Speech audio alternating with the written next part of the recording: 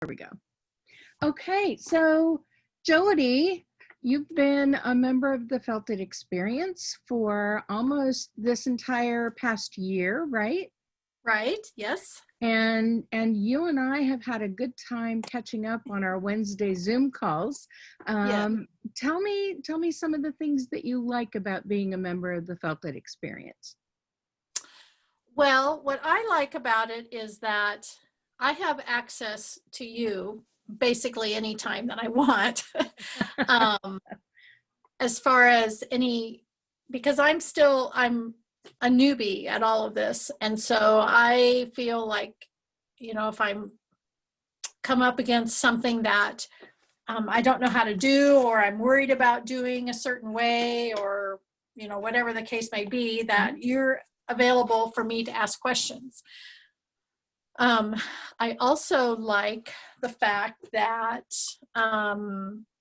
we have your tutorials that you do.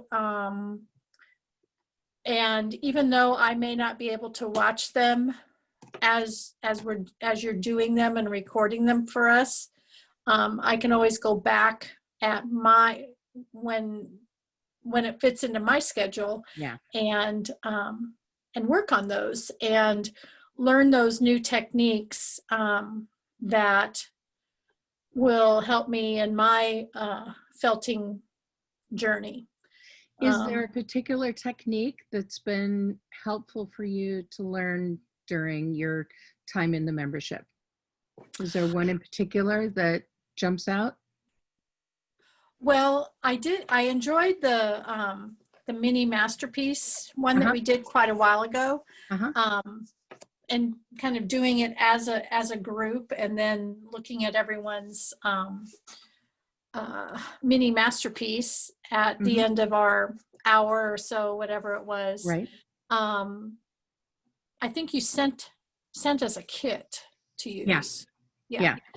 And so that was really fun. And then, kind of learning the techniques to build the dimension in it. And because I've been able to apply that to some of the things that I've been doing for myself and for my business. So now you've come at felting from a slightly different angle than a lot of folks come at felting from. Tell us a little bit about where your background brought you into this. Okay. Well, I guess when I start felting from a knitting process. And so I retired from my job.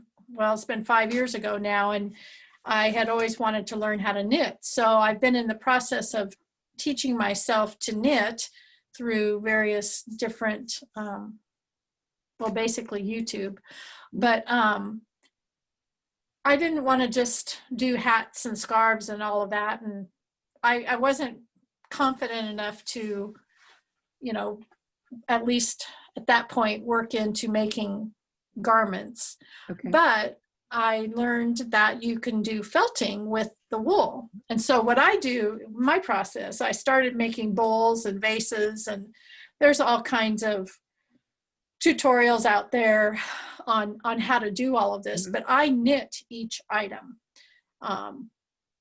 using the pattern that's given, or I've adapted patterns also to make the various shapes that I use, that I enjoy. And then I put them in the washing machine in the hot water, and with old jeans and tennis balls.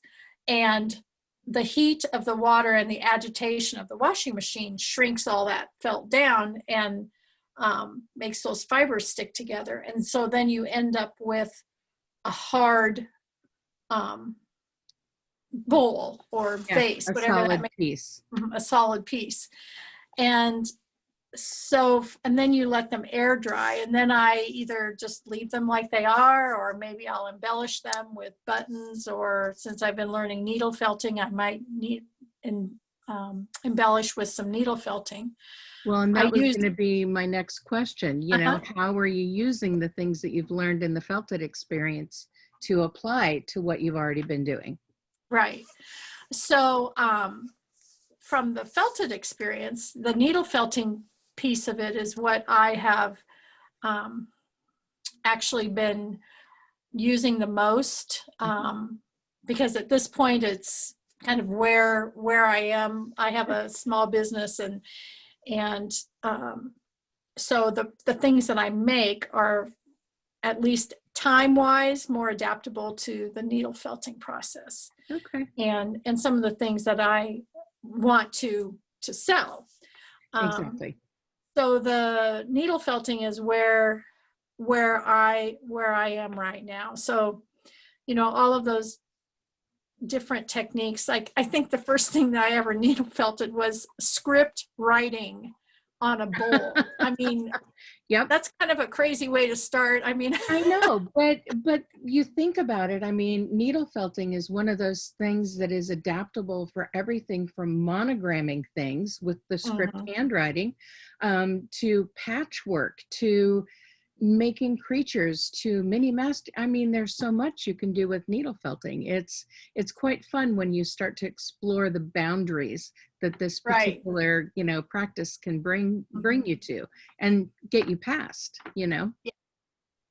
So, you know, that's kind of where I started. Now I can see in the future wanting to kind of hone my techniques more in the wool painting. Okay. I think that would be really fun. I save pictures on my phone that I see in other, like on Instagram and whatnot, of things. Oh, that would be kind of pretty. I know, right? Needle felt, you know, Exactly. in a painting. So, you know, those are just some things that Is there something that you're looking forward to me doing and introducing you guys to that we haven't done yet? Well, again, I'm a newbie, so I don't know what else there is. I mean, every time, I think one time a couple weeks ago, you were talking about the silk paper. The silk paper, yeah. And, you know, I have not gone any farther with that, but I think that would be kind of fun. I just need to maybe expand my library of resources also to kind of see other ideas that are out there and explore those. Well, thank you for talking with me about this. Is there, you know, anything in particular that you can think of that people might want to know before they decide to join that would, you know, get them over that, you know, decision? Well, I mean, for me, it was a decision that was fairly easy for me to make, because when I became acquainted with you was at Woolfest. Yeah.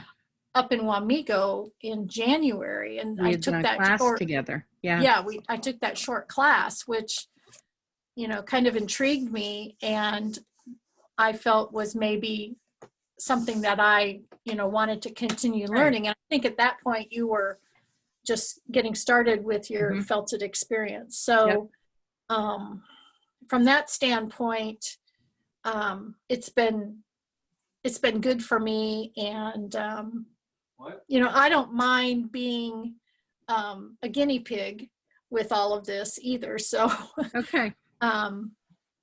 anyway. Well, and I hope it's been fun. And I hope it's been entertaining watching me, you know, do my every once in a while. Well, and, you know, I know it's probably not, I don't think it's part of the FELTit experience, but just, you know, when you do your live things, you know, if I'm, you know, working on something, I'll just, it's nice to have, you know, some interesting topics in the background to kind of watch and listen to at the same time. And well, good. That makes me feel good about the lives. Thank you for that. Yeah. All right. Well, thanks for talking tonight. And I'm going to hit the stop on the record and we'll chat some more. Okay. Sounds good. All right. Thank you, ma'am. You're welcome.